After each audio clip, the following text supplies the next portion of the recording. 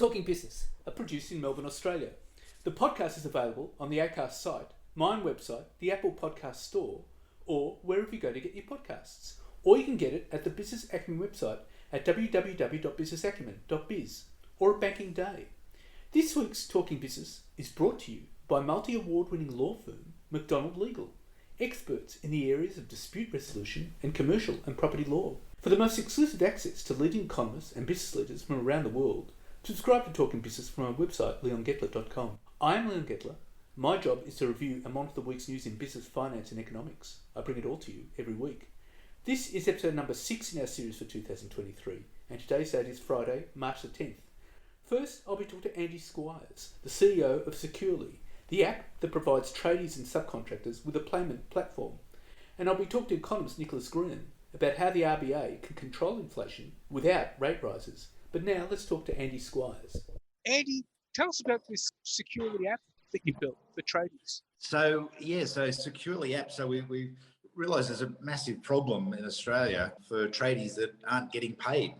We see it all the time. We hear about it on media and social networks everywhere, where tradies have either been ripped off or vice versa, that customers are not getting work done for what they're expecting from tradies. So we developed an app that can solve this problem. So how does it work? So it works quite simply. We tried to simplify it as best we can, so it's quite easy for all parties to use. So if a tradie comes to a client, it gets offered to do a job for that client. They work together to agree on their price, the quote, or whatever that job is. Once they agree on that, the tradie then just uploads a copy of his photo or word description of the quote into the app, and also his client who he's doing the work for. So that then gets a message directly through to the client via email to say that you've had a job being proposed from your tradie. Do you accept this job to be done? And once the client accepts the job, they hit that button in their email through the app, deposit the funds for the job into the app. The tradie then gets notification that his job has been accepted and he can move forward to complete that work. Once the work's completed, he just puts notification back into the app that the job's been completed back to the customer. Once the customer sees that and they're happy with the job, then they release the funds directly to the tradie. So it's a pretty straightforward process. I'd imagine the app would be of interest not only to tradies, but also to other service providers like landscapers, interior designers and cleaners. Yeah, very much so. We've had a few other business areas that have contacted us and been in touch and said, can we use it for our business? Because we're finding, we had even an interior design company, they do a lot of quotes and everything, which costs them money. And they're finding that once they've done the job, there's a bit of apprehension for one way or another, and vice versa. So they thought that a nice platform that they can use where the funds are safe and available once the job's been completed, that they can use that for that and also for car sales. Have there been issues because of COVID? Well, as far as the work for tradies goes, I think it's increasing more than anything. Everybody's spending a lot more time at home. So there's a lot of DIY stuff going on. And we're hearing a lot more where there's been some situations where customers have been getting ripped off by people that are posing as tradies or something like that. I mean, coming around, having a look at a job, getting paid deposits and then vanishing. So I think potentially COVID's it's building that awareness for people that are at home a lot more, that are wanting to improve their properties and everything, that they need to do it on a safe platform. Have you noticed more disputes are on the rise with tradies? I think yes, we've seen, because we get flagged with quite a lot of them now, even all over Australia. So as much as they're right on our radar at the moment, but yeah, they seem to be coming through quite thick and fast at the moment. So it's an opportune time now, I think, for this app to be used and be available to support both the tradies and their customers and give them a safe platform. There seems to be a shortage of tradies around, doesn't there? I think there has been for a number of years, and now they're very busy, as we all know. So I think that also the number of tradies that are coming out of the trade schools and everything along those lines need that little bit of help and support to get their business up and running and not fall into the risk of losing money or not being paid and so forth. So there's opportunities there for all the tradies just to make sure that when they do work and that they are doing work, that they're supported and they're comfortable, and also for their families as well. Now, in view of that, where is the app actually operating? I mean, is it operating all over Australia? Yes, it is. Yeah, it's operating all over Australia. We're Queensland based in Noosa, where we base from. So we're doing a pretty solid launch through Queensland, Southeast Queensland at the moment, and then we'll roll it out through the rest of Australia.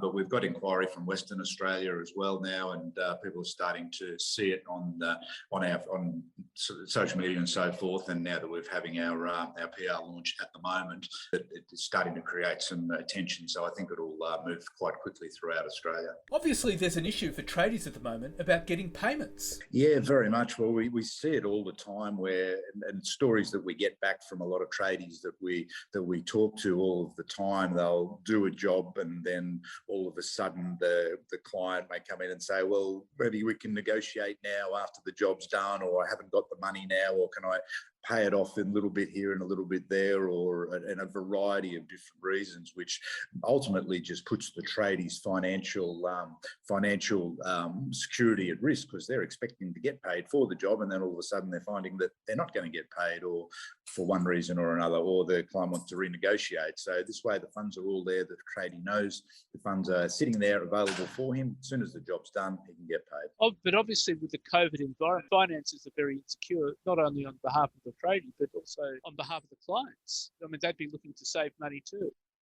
Very much so, yeah, without a doubt. And also just to make sure that if they employ someone to do some work, that they know that they don't have to pay any money until the work's done, but in knowing the fact that the money is there and available to the tradie. So it's a win-win for both parties. So that the tradie knows that the money's there and available once he's completed the job or she's completed the job, and the customer knows that they don't have to release the funds until the work's been completed. So tell us about how you developed the app. Well, it's been going for a couple of years now. We've just seen so many times and seen in the media and everything, many situations of exactly what we've just been talking about tradies not being paid, and also customers not getting the service that they have paid for.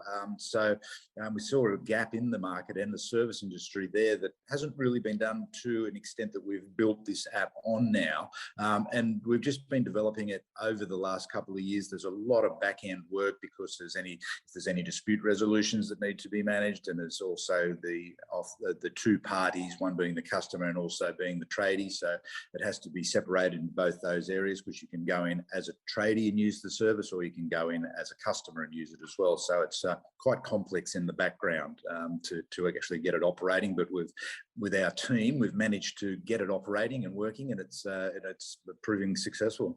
So how many in the team that developed the app? So we've got, what have we got? 5 of us on the board. We've got an international app developer that's been working with us to develop the app at the moment. We've got a gentleman who's ex-IBM project management who's been supporting us and working with us on the way through. So he's done a lot of work in this area. We've got a financial banker who's been helping us with the financial backside of it as well. Myself as CEO and our founder as well, and admin staff in the background that are working in the resource and administration area, so that when people come through for any queries or questions or anything like that, we've got a phone number that people can ring and speak to someone if they've got any queries or questions or any issues that they need to resolve. There's no issue with getting trust? It's being a new product, that's always going to be something that we continue to work on, and that will as time goes on, people will see the value of that. But yes, the trust seems to be there at the moment. We haven't come across any issues or problems with that to date, and I think really the more people that use it and see the value of it and get some value out of it, then it'll just continue to grow from there. So I think word of mouth's going to be very important for this product, and also we speak to a lot of other organisations and associations that are very interested to see how it goes forward, and also looking at supporting moving forward as well. Which organisations are you talking to? So at the moment we've started talking to Mitre 10 that are interested. We're speaking to QBCC that are very interested in the product as well, car sales as well. We've been talking to, so there's and a lot of trade organisations as well. TAFE colleges for young people coming through. We'd like to expand out into all the other areas of business as well. So there's a lot of different trade, plumbers, electricians, etc., landscapers, and so forth that have all got their own network of groups and everything. So we'd like to push into those market areas as well. Well, that'd be quite extensive. Now, you're looking at expanding in Australia, but I mean, there's potential for you to move into places like New Zealand as well, isn't there?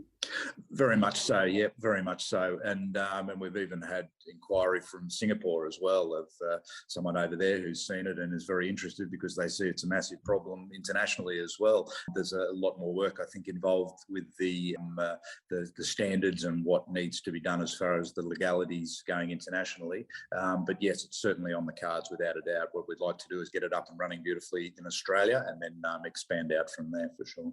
So when do you see you'll be in a position to start expanding overseas?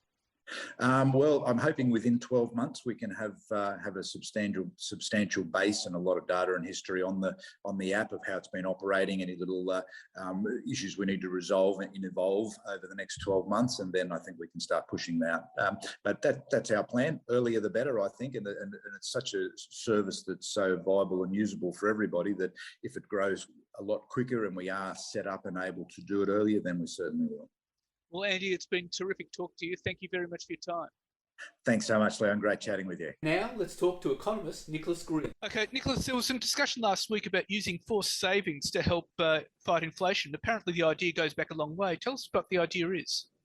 So in 1940, I think it was, Maynard Keynes, the famous economist who wrote the general theory and basically invented macroeconomics, had published his book, The General Theory, in 1936, and that was, of course, a book about how to get out of the slump, how to get out of the Great Depression.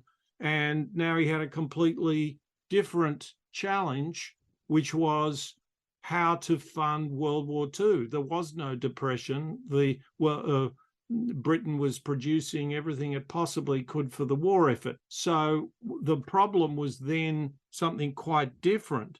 The problem was this prospect of inflation. And so what Keynes suggested was that rather than tax people or put interest rates up, that their wages be that we confiscate part of their wages, but we tell them that we're putting those wages, that we're using those wages to buy war bonds effectively, and that they'd get that money back when it was possible for them to spend without fostering inflation. So that was how Keynes was using his new ideas and showing that they were relevant not just in getting out of a slump, but in moderating a boom. Well, you proposed this idea in the late 90s. Take us through the logic of it.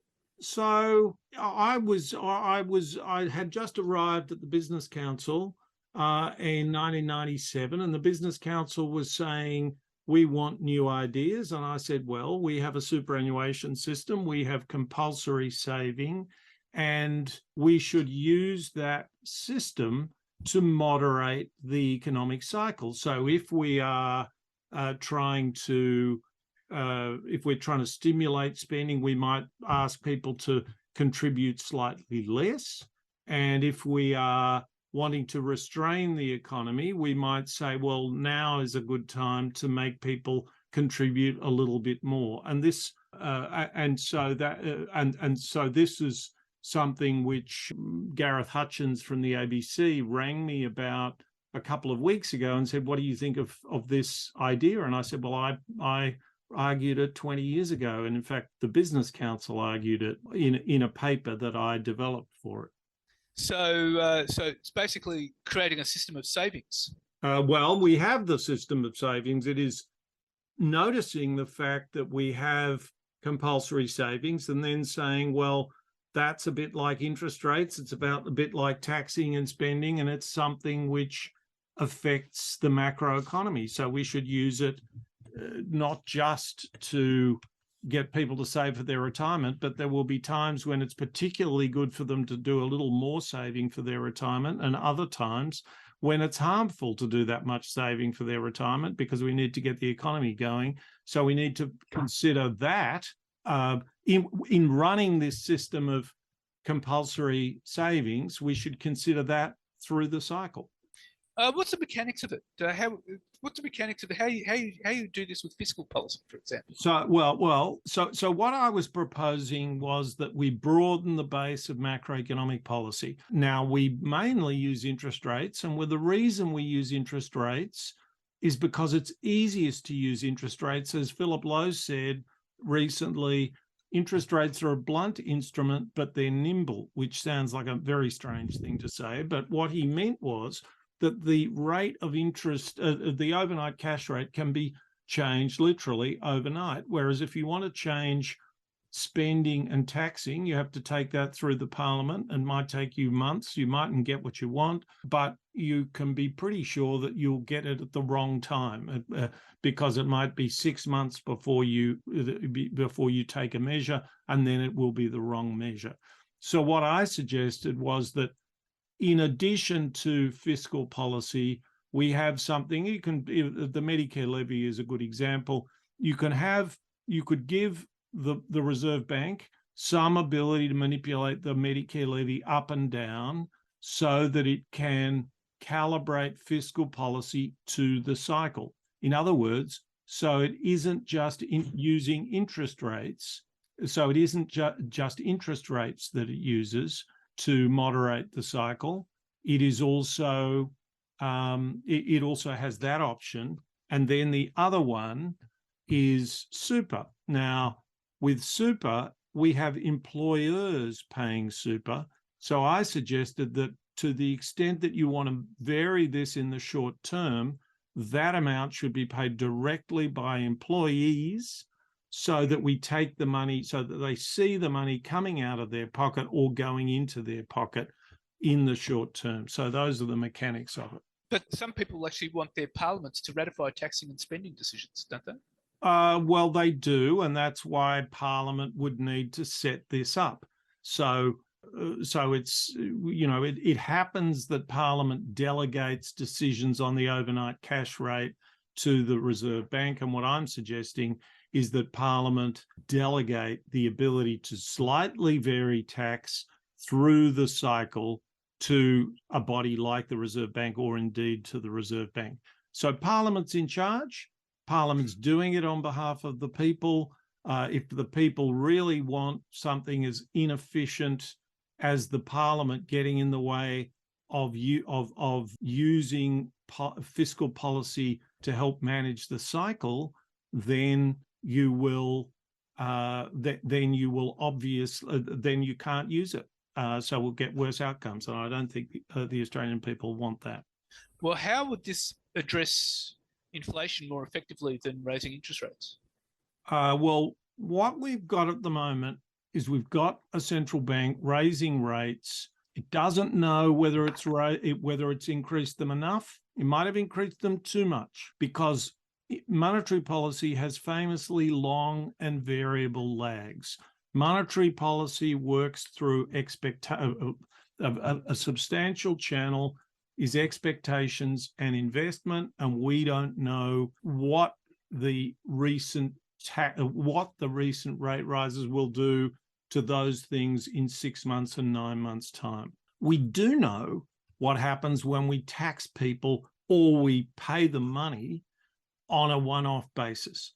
So it's much more effective, and it's also just this, your listeners will be familiar with this idea that if you broaden the base, you lower the rate. In other words, that's in tax policy. The more people you tax, the less you have to tax them. It's the same here, in that we have three potential instruments. If we only use one, then we have to use it more. We have to have higher interest rates, and that's a problem, not just because it's inefficient and it's unfair, but it's also much chancier than these other instruments where we know we've got a much better idea of what we're doing and the effects of what we're doing than we do with monetary policy. Now, I mean, why have we? I mean, this goes back to the time of John Maynard Keynes. Yeah. So, I mean, right. why have we done so little with these ideas? Well, that is an interesting question, Leon, and it is the bane of my life because I come up with ideas from time to time. I think I wasn't aware when I was producing these ideas in the 90s that Keynes had produced something very similar in How to Pay for the War in 1940. So, but I guess there is a tremendous lack of confidence in our public life where, well, I can't tell you the number of times I've been asked, well, is there anywhere else where they've done this? Now, it's a perfectly good question. But if you tell people, well, there aren't that many other places, there's one. I mean, Singapore does what I'm talking about as far with savings policy from time to time. But we talk about ideas as if they're part of the entertainment. We don't take them very seriously. And the one time we did, which was in the sort of first 8 or 9 years of the Hawke-Keating government, we had fantastic policy. So that's what we have to do, but it's we somehow slip out of doing it. And if we can't notice and experiment with new ideas, we'll keep going with the old ones, which is precisely what we're doing at the moment. Well, Nicholas, thank you very much for your insights, and looking forward to our next chat. Thanks, Leon.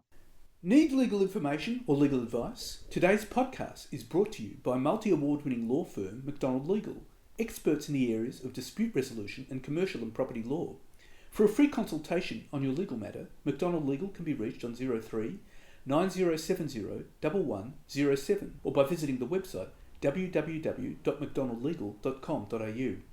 So what's happening in the news? Well, Federal Reserve Chair Jerome Powell opened the door to a larger half-point interest rate increase this month and said officials are likely to lift rates higher than they previously expected to fight inflation in a stronger economy. Mr. Powell's comments during the first of 2 days of Capitol Hill hearings offered his first public acknowledgement that data showing hotter inflation and hiring could lead Fed officials to alter their recent strategy of raising rates in similar quarter-point increments. The latest economic data have come in stronger than expected, which suggests that the ultimate level of interest rates is likely to be higher than previously anticipated, Mr. Powell told the Senate Banking Committee. If the totality of the data were to indicate that faster tightening is warranted, we would be prepared to increase the pace of rate hikes.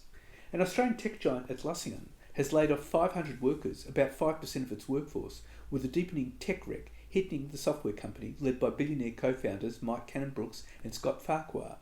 The Sydney-based Atlassian, which builds team collaboration software, have managed to stave off the cuts impacting the likes of Google, Amazon, Netflix and Facebook parent company Meta, but on Tuesday announced a difficult decision to shed 5% of its workforce. Affected employees will receive 15 weeks of severance pay and can keep their laptops.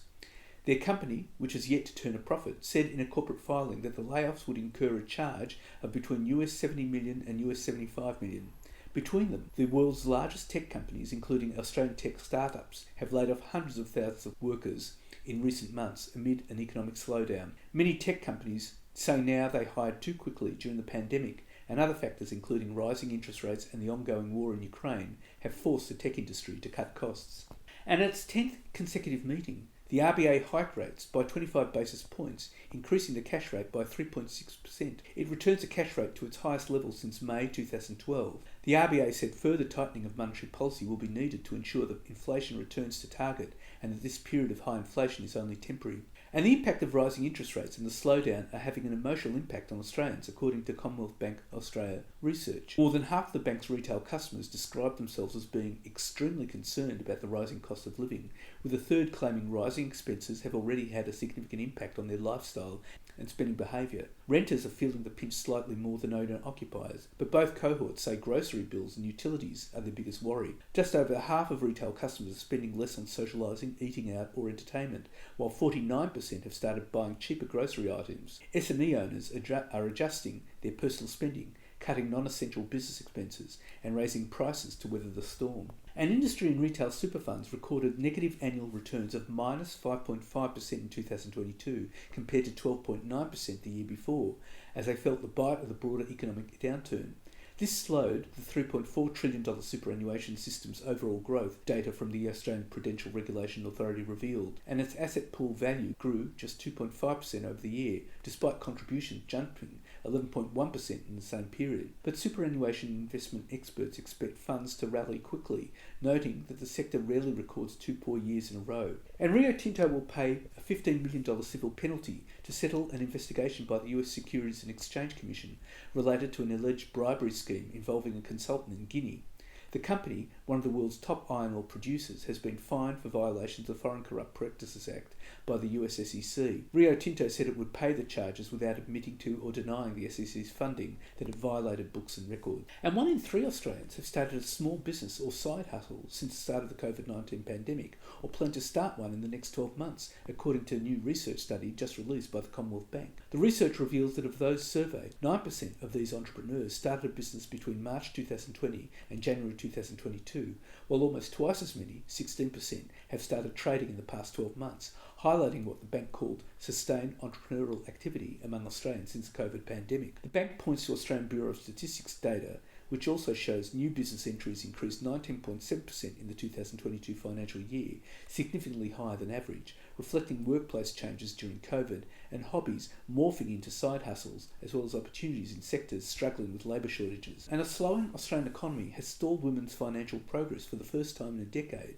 as higher interest rates weighed on female employment. The Financing Women's Index, which measures the economic progress of women and the time it will take to reach gender equality in Australia, slipped 0.1 points to 76.2 out of 100 in the final quarter of 2022. While the decline is marginal, even the smallest backward step on this journey is a large policy failure, independent economist Nikki Huntley said in the report released on Monday. The fact that women didn't benefit as much as men during 2022 from the economic stimulus from COVID is an indictment of those specific policies, as well as broader policies aimed at gender equality. Weakness in the jobs market amid higher interest rates appeared to have weighed on the index and set back progress in closing gender gaps in employment and underemployment, said Financy, which provides software aimed at helping organisations improve performance on diversity, equity and inclusion.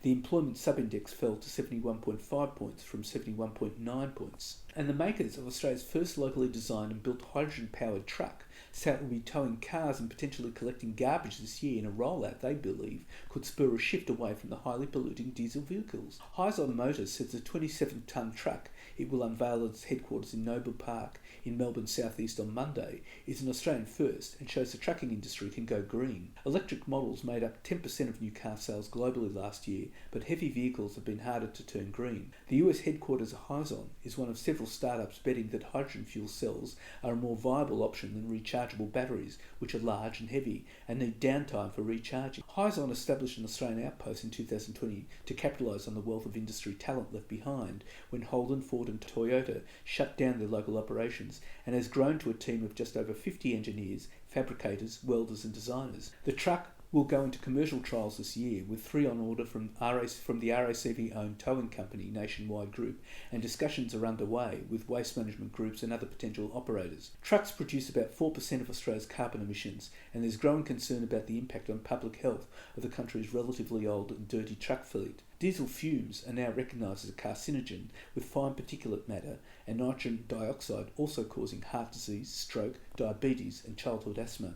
And with the federal government set to unveil its national EV strategy within weeks, data from the Australian Automobile Association reveals affluent motorists from the inner suburbs have embraced the move away from internal combustion engines. But with the price of EVs in Australia mostly over $50,000, with 10 models available for more than $100,000, they've also become a status symbol for wealthy inner city residents who want to show they care about the planet, at the same driving what is essentially a luxury car. Data compiled by the AAA's Electric Vehicle Index, which went live on Sunday, revealed the Victorian postcode 3170 Mulgrave and Waverley Gardens has the highest number of registered EVs with 281. This was followed by the postcode 2000 Sydney CBD, Barangaroo and Dawes Point with 241 registered. Then the Queensland postcode 4217, which includes the wealthy Gold Coast suburbs of Chevron Island and Isle of Capri with 184. The Victorian regional town of East Sale, near Lake Wellington, had the highest penetration of EVs at 4%. Up to the end of January last year, there were 34,536 registered EVs in Australia, comprising 10,542 in New South Wales, 9,572 in Victoria, 7,350 in Queensland, 3,324 in Western Australia, 1,574 in South Australia, 1,377 in the ACT, 757 in Tasmania, and 78 in the Northern Territory. The AAA's heat map showed EV vehicles are never far from the centre of areas with large populations. And Teal independents are preparing to push Labor for tougher action to end federal politics jobs for mates culture by creating a new commission for merit-based appointments and mandatory selection panels. Mokella MP Sophie Scamps will table a private members bill on Monday designed to introduce safeguards to public appointments, such as the new National Anti-Corruption Commission boss and future government boards and tribunal members. Designed in collaboration with the Centre for Public Integrity, the bill will be supported by Indi MP Helen Haines and independents in the House and Senate. It would involve ministers being given a short list of at least 3 qualified candidates.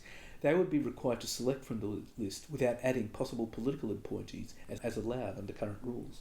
Even more stringent requirements would be added for roles considered as significant integrity appointments. For appointments to bodies such as the Australian Electoral Commission, Office of Public Prosecutions and the Australian National Audit Office, a former Supreme Court judge would be part of the selection panel. Diplomatic appointments would not be included in the plan. Labor has attacked the former Morrison government for politicising a slew of government appointments, and a report by the think tank, the Grattan Institute, last year found political appointees occupied more than 20% of federal board positions. And the Chief Executive of Australia Post said the Postal Service is likely to develop a broader footprint over the next 5 years as the company considers new store formats beyond the traditional post office. With the federal government now reviewing Australia Post, with the review outlining a range of ideas from increasing stamp fees to reducing the frequency of letter deliveries to sustain Australia Post as snail mail declines, Chief Executive Paul Graham said he expected its physical presence to grow in coming years as Australia Post trialled new ways of sending and picking up mail. There is still a strong appetite for buying gift and birthday cards at a local post office, but the company is focused on working out the needs of different areas so it can better target services it provides, Graham said. Along with letter and parcel deliveries, Australia Post operates a vast network of more than 4,300 post offices across the country. These processes bill payments, sell gift cards, phones and general merchandise and accept passport applications. The group's 2,513 post offices in rural and regional areas have a heightened importance, providing services and goods where fewer other retail options are available. And Pacific National says it will step in for Scott's refrigerated logistics customers after the freight operator collapsed and its receivers said they were unable to guarantee deliveries to major supermarkets. Anchorage Capital Partners, which acquired Scott's in 2020, called in administrators last week before creditors appointed Corda Mentha. Scott's was acquired by Anchorage from ASX-listed Eagers Automotive for $75 million and is contracted to deliver refrigerated goods for Coles, Woolworths, IGA and Aldi. It competed alongside Linfox, Lineage, Americold and Lindsay. Many of its customers are also small and medium-sized businesses, some based in Queensland's north. A last-minute sales process has failed, although some assets are expected to be sold later this week. With the loss of a major national refrigerated trucking player, Pacific National said on Monday that it would draw on the experience of dealing with COVID-19 supply chain chaos to manage the instability triggered by the collapse of Scott's. Pacific National Chief Executive Paul Scurra said it was important to keep the refrigerated network intact, adding rail could pick up more coal containers known as reefers to protect the continuity of complex supply. And Coles has conceded to suppliers at a recent forum that its customers are feeling the pain of rising interest rates and cost of living expenses and are rushing to take advantage of sales and promotions to help stretch their household budgets further. At a forum held by the nation's second largest supermarket chain late last month, Coles executives revealed to its food and grocery supply base the attraction of value offers, with a sales promotion launched in January triggering a 22% spike in sales for those marked down groceries. The suppliers were told that the second iteration of Coles' Dropped and Locked campaign, which put more than 300 essential grocery items on discount, resulted in a 22% lift in a mix of sales and volumes for those basket of sales goods. Coles executives also said the impact of inflation was reflected in a shift by consumers to cheaper foods, such as trading down to cheaper cuts of meat or more affordable proteins such as chicken. Coles told the suppliers that customer trust on the issue of value was becoming more crucial and involved keeping prices down and building customer trust via its Dropped and Locked campaign, while private label groceries also played a role. The reporting season shed a light on the growing fickleness of the consumer in the wake of 9 months of interest rate rises, with expectation of further increases to follow and other cost of living pressures. And a new cybercriminal gang called Medusa is using a range of tactics, including pretending to be a cybersecurity professional, to grow its profile as it hacks into more businesses, including in Australia. BGH Capital-backed cybersecurity firms CyberCX has found at least 20 victims of so-called double extortion operations carried out by Medusa since January the 11th, including in Australia and the Pacific. Double extortion is a common cybercriminal gang tactic, both encrypting and stealing data, so companies cannot access their files and face the threat of hackers releasing it publicly. It is used as leverage to force businesses to pay a ransom. It is unclear where Medusa is based, but most cybercriminal gangs are in Eastern Europe and Russia. Catherine Manstead, Director of Cyber Intelligence and Public Policy at CyberCX, said Medusa was not using a traditional hacker method of getting into companies' system via phishing, where links in emails open the doors for malicious software. Medusa is hitting a range of sectors across manufacturing, telecommunications, energy, hospitality and professional services. It posted about an Australian data breach on February the 2nd and has also attacked businesses in the United States, Indonesia, Singapore and Tonga. Ms Manstead said there was enough difference between how Medusa and other cybercriminal groups operated to give CyberCX confidence it was a new group. Medusa was highly experienced and appeared to include hackers who had worked before in different criminal groups. CyberCX found several social media messaging accounts across Facebook and Telegram that it believes are operated by Medusa. And that's it for this week. And next week I'll be talking to Dr. Sanjay Warrior about the business of healthcare during the pandemic. And I'll be talking to EY economist Sherelle Murphy about Australia's GDP and outlook. This show was brought to you by multi-award-winning law firm McDonald Legal, experts in the areas of dispute resolution and commercial and property law. For a free consultation on your legal matter, McDonald Legal can be reached on 03 9070 1107 or by visiting the website www.mcdonaldlegal.com.au. In the meantime, you catch me on Facebook, Twitter, Instagram, LinkedIn and YouTube. And if you want, leave a comment. For the most exclusive access to leading economists and business leaders from around the world, subscribe to Talking Business on the Apple Podcast Store or on my website, leongettler.com. Wishing you all a safe and